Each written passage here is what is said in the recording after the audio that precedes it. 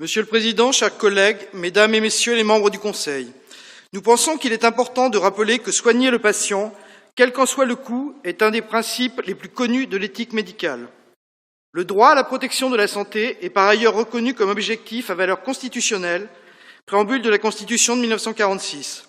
Rien ne peut justifier qu'une personne ne puisse accéder aux soins que nécessite son état de santé. Or, malgré l'accumulation des plans santé, la maîtrise des dépenses reste la priorité la plus privilégiée. Depuis plusieurs années, nous ne cessons d'alerter sur les dangers des choix faits et des risques qu'ils représentent pour la santé de nos concitoyens. Malheureusement, la fragilisation de notre système de santé continue et rien ne semble arrêter la désertification médicale de territoires entiers. Moins 7% d'hôpitaux entre 2013 et 2017 et une maternité sur 3 fermée. S'ajoute à cela une politique active de fermeture de lits en hospitalisation complète qui baisse de 4,2% entre 2013 et 2018, soit 17 500 lits supprimés en 5 ans, dont 4 000 en 2018. En plus de cette pression sur les infrastructures de santé, les personnels de santé continuent de voir leurs conditions de travail se dégrader de plus en plus.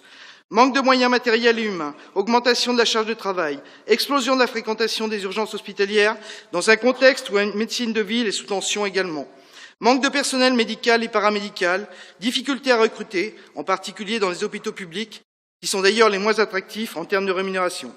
Cette liste peut être allongée à profusion, sans arriver à décrire la profondeur du malaise existant dans l'hôpital public.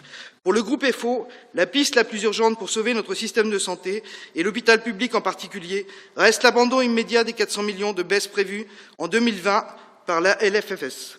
Pour FO, un véritable plan Marshall est nécessaire pour sauver l'hôpital afin de rétablir des soins de qualité et permettre à chaque citoyen d'exercer son droit constitutionnel à la protection de la santé.